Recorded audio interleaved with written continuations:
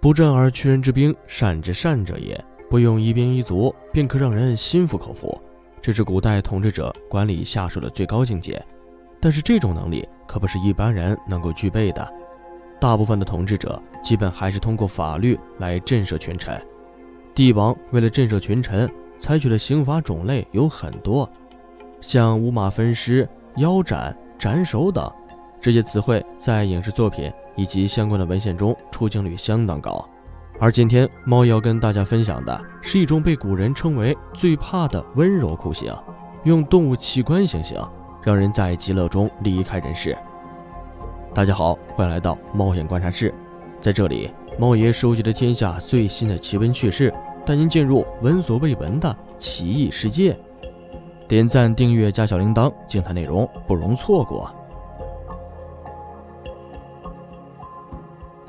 封建社会用严刑峻法维持秩序，管理百姓，从秦朝开始就已经定下来这个规矩。秦始皇统一六国，少不了武力镇压，而曾经被打败的敌人中，肯定也有想要复辟的。严格的法律和刑法是必备之物，制定规则才能让大家遵守，并维持稳定的社会环境。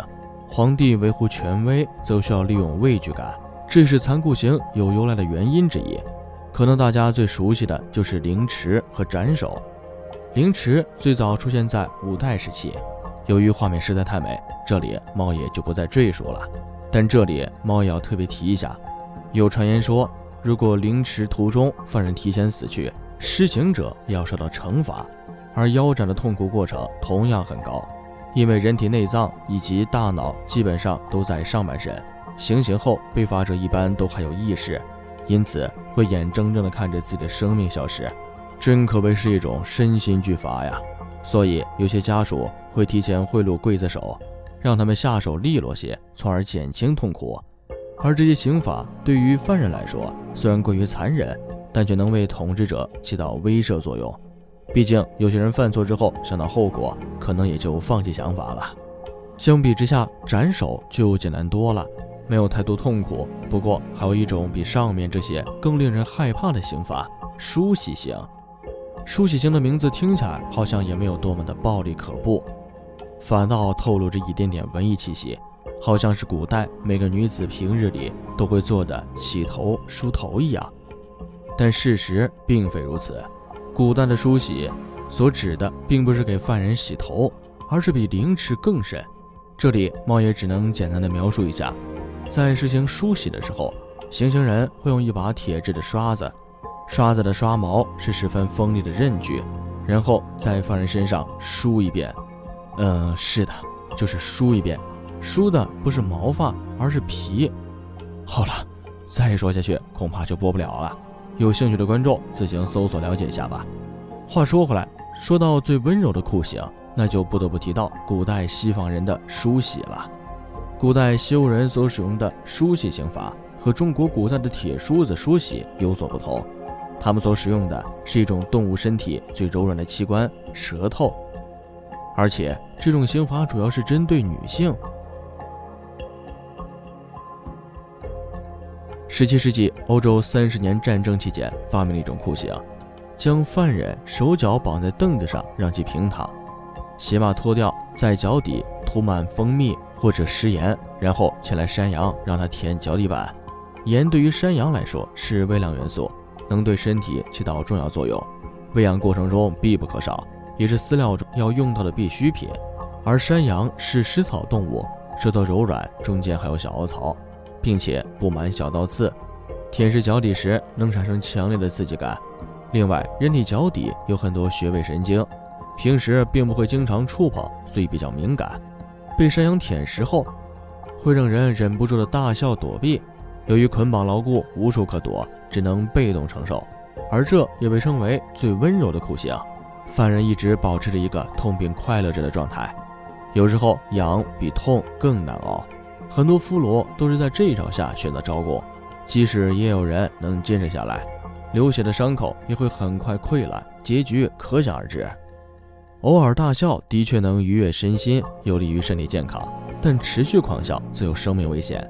在二战时，曾经有人目睹过德国对犯人使用这种刑罚，受刑的人从强忍着不笑到大笑，然后再失声痛哭，最后甚至开始呕吐以及失去意识。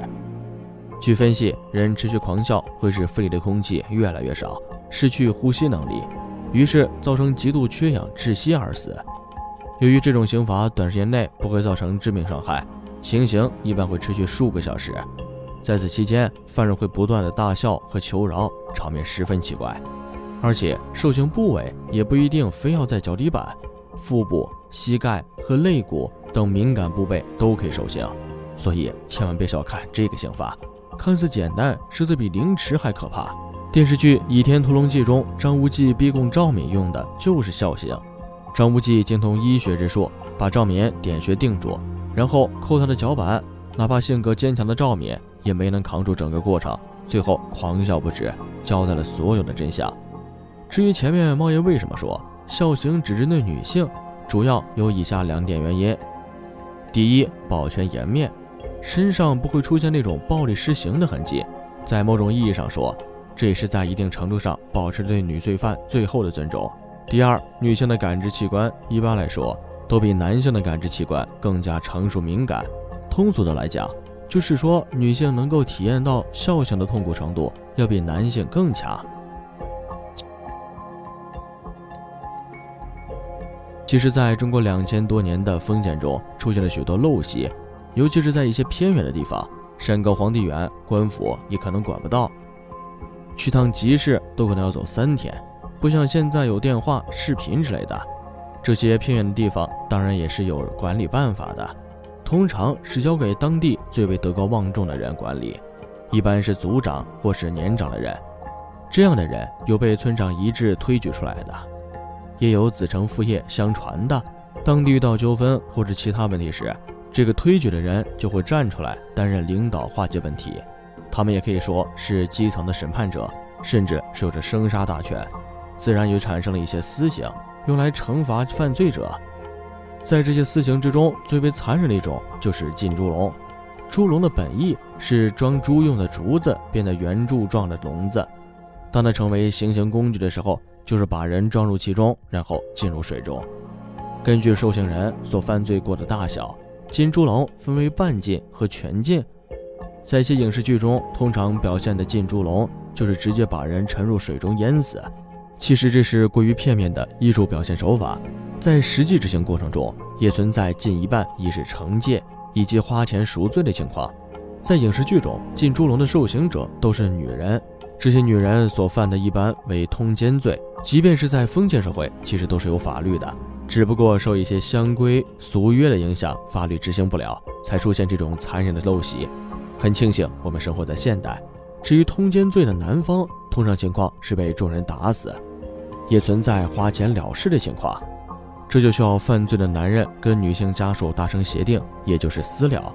不过愿意接受私了的毕竟是少数。在古代偏远的村子里，一旦发生了此事，立刻就会轰动全村，家家户户一起出来看热闹，一方面是看别人的家丑，另一方面是警示后人。不过旁观者多半是当热闹看。浸猪笼这种刑罚是怎么产生的呢？这种残忍的刑罚除了淹死人之外，还带有一种诅咒。本来笼子是装猪狗动物的，装人淹死则是诅咒死者不得再世为人，非常阴毒。还有一种原因就是村里缺少行刑工具，这种猪笼又很常见，就产生了把人装入其中进行惩处作为私刑。很难说它是怎么来的，只是后来成为了一种惯例而已。好了，今天的影片猫爷就先讲到这儿。对于这样的科普内容，各位老司机有什么想说的吗？赶快在视频下方评论区告诉猫爷吧。最后再求一波点赞和订阅。如果你喜欢我的影片，可千万不要忘记按下小铃铛，这样才不会错过接下来的精彩影片哦。我们下期节目再见。